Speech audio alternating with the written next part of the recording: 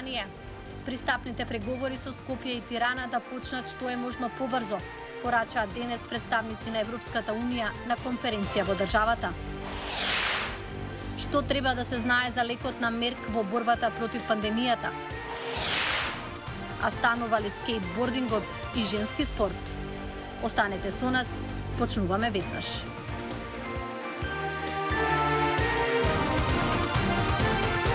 Поздрав од Вашингтон. Ова е Ньюсфлеш на Гласот на Америка на македонски. Јас сум Милена Ѓоргиевска. 50% се шансите Бугарија да го тргне ветото по изборите, рече премиерот Зоран Заев на денешната конференција во Скопје со представници од Европската Унија.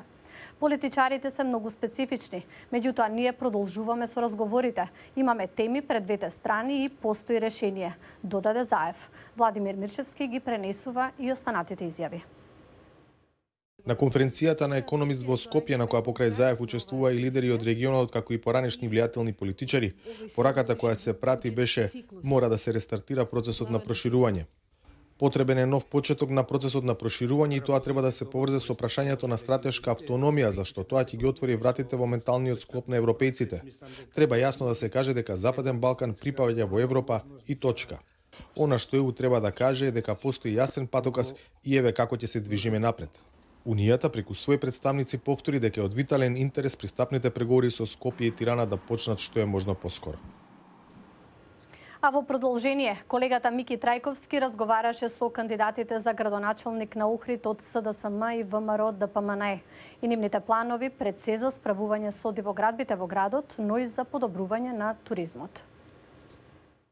Во пресрет на локалните избори на 17 октомври разговарам со двајцата кандидати за градоначалници од СДСМ Константин Ѓоргиевски и од ВМРО ДПМНЕ Кирил Пецаков. Ги прашав и како планираат да го решат еден од најгорливите проблеми со кои Охрид се соочува. Тоа се диво изградените објекти, од кои што директно зависи и статусот по ЮНЕСКО.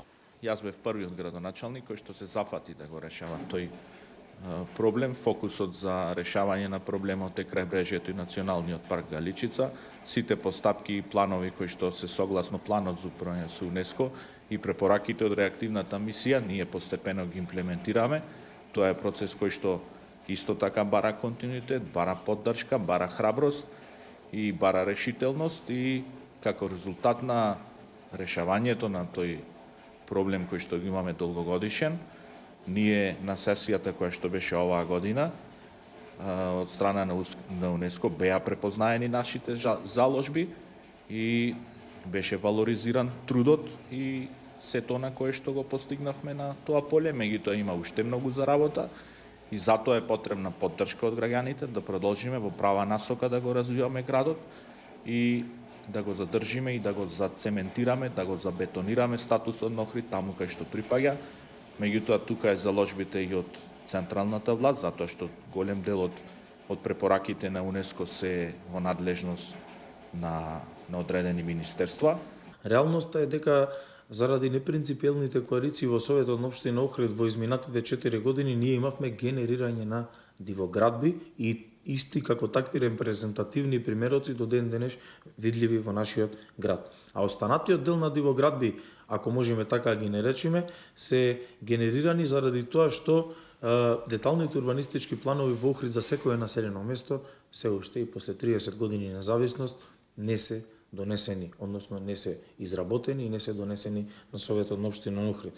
Така да приказната околу дивоградбите е малце поширока, дека директно зависи статусот на ЮНЕСКО.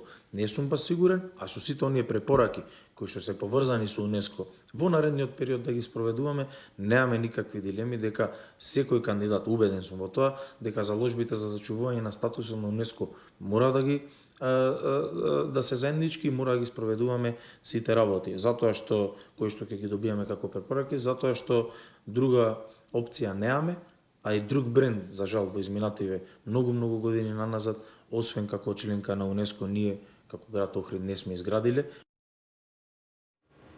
А од вестите во САД, ковид лекот на американската компанија Мерк го намалува ризикот од хоспитализација или смрт, дури за половина, доколку се земе на почеток на болеста, вели производителот.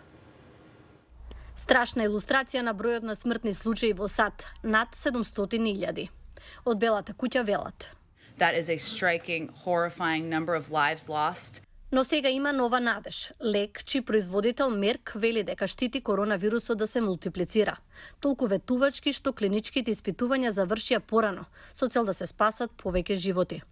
Ако се земе на почеток на болеста, ова орална терапија го намалува ризикот од хоспитализација или смрт за половина. They could go to their pharmacy. Може да се оди во аптека да се земе лекот како било која друга терапија. Ке ни овозможи да лекуваме многу повеќе пациенти побрзо и веруваме за многу поевтина цена. Доктор Келеп Хернандес е лекар во итна служба, кој исто така ги истражува лековите против ковид.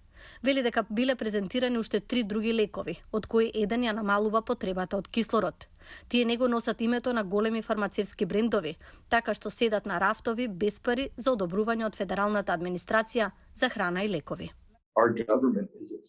Нашата влада не е организирана да троши $500,000 за овие студии. Зависиме од приватни компании да ги дадат лековите за одобрување.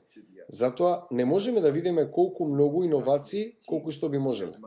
Експертите се загрижени дека американците ќе се подпираат повеќе на новата капсула и ќе ги избегнуваат вакцините, кои го учат телото да формира сопствени антитела.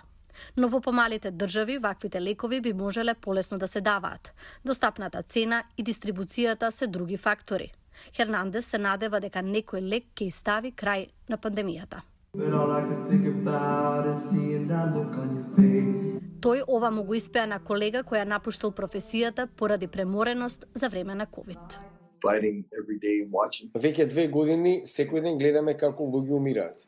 Тешко е кога луѓето во заедницата не ви веруваат, мислат дека сте дел од некој заговор, дека преувеличувате и измислувате, а вие одите на работа и мора да прогласите многу луѓе мртви.